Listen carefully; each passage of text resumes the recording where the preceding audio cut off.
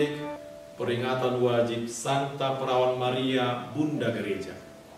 Injil yang akan kita renungkan hari ini diambil dari Injil Yohanes bab 19 ayat 25 sampai 34. Mari kita dengarkan. Tuhan bersamamu. Inilah Injil Yesus Kristus menurut Yohanes.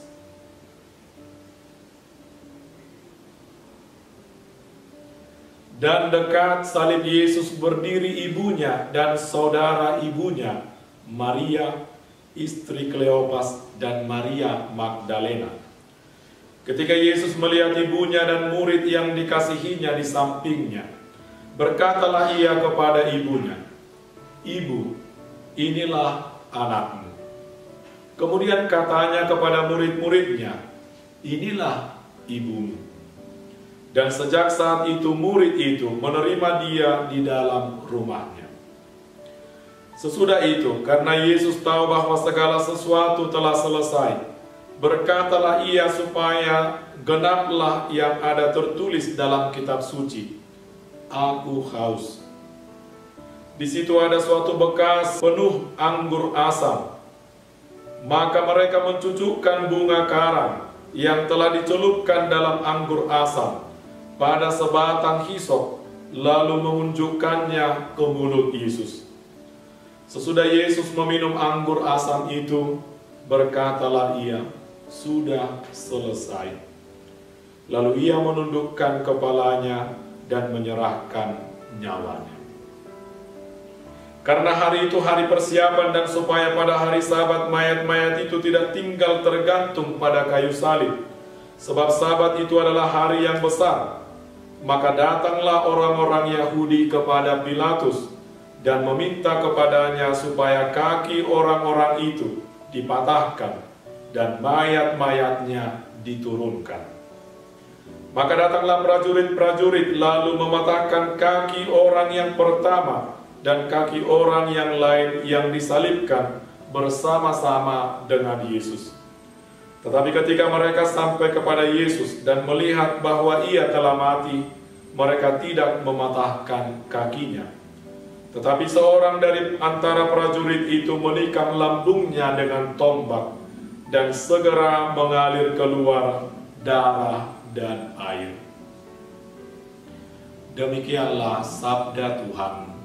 Terpujilah Kristus.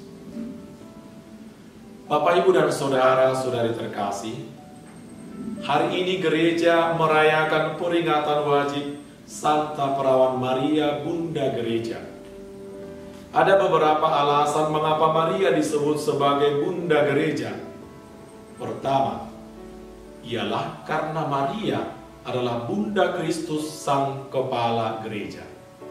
Jika Maria adalah Bunda Kristus, maka dengan sendirinya bahwa Maria adalah Bunda Gereja, karena Kristus adalah Kepala Gereja.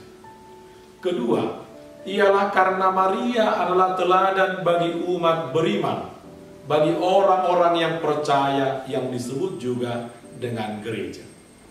Maria adalah orang yang benar-benar percaya pada Yesus putranya.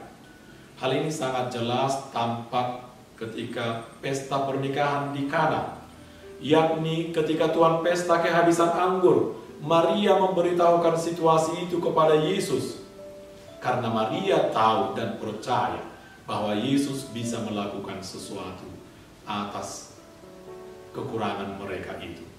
Kepada para pelayan, Maria mengatakan agar mereka melakukan apa saja yang diperintahkan oleh Yesus.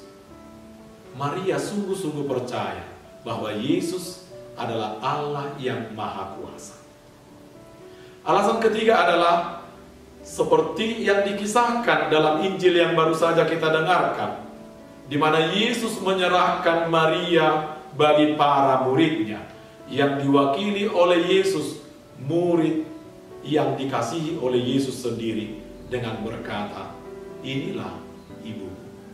Dan kepada para murid itu, kepada Yohanes yang mewakili para murid itu, Yesus berkata, "Inilah ibu." Bapak, Ibu, dan saudara-saudari terkasih, dengan sangat jelas dari bacaan Injil yang baru saja kita dengarkan, Maria diserahkan oleh Yesus kepada para muridnya, dan para muridnya diserahkan kepada Maria sebagai ibu gereja, bunda gereja.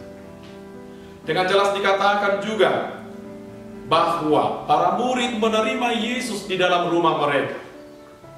Mereka menerima Maria, para murid Yesus menerima Maria di rumahnya.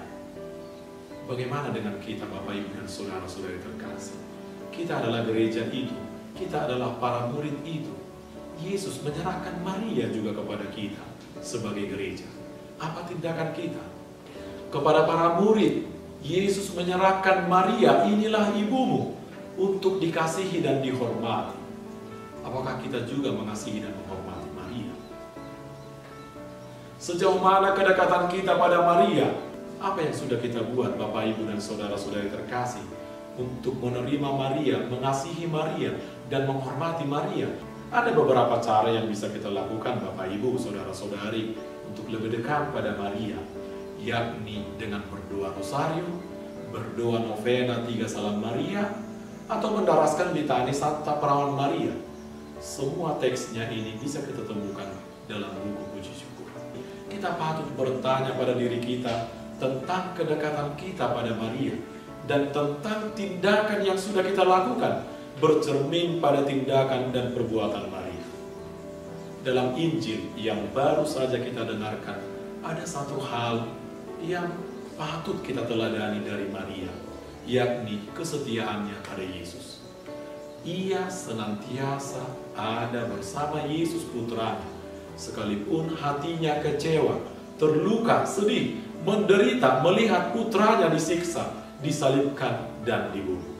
Kita diundang untuk meneladan Maria yang setia pada Yesus, tetap dekat pada Yesus hingga akhir hidup kita, sekalipun kita merasa kecewa, terluka, sedih dengan segala yang kita alami setiap hari. Semoga Bunda Maria dengan doa-doanya membantu kita, membuat kita, menolong kita untuk tetap setia pada Yesus putranya apapun yang kita alami, terlebih ketika kita mengalami duka cita, tantangan, pergolakan, dan pergulatan hidup kita yang sering mengganggu iman kita. Semoga doa Maria menyertai kita, menguatkan iman kita agar kita dapat meneladaninya, tetap setia pada Yesus hingga akhir hidup kita. Semoga Tuhan memberkati.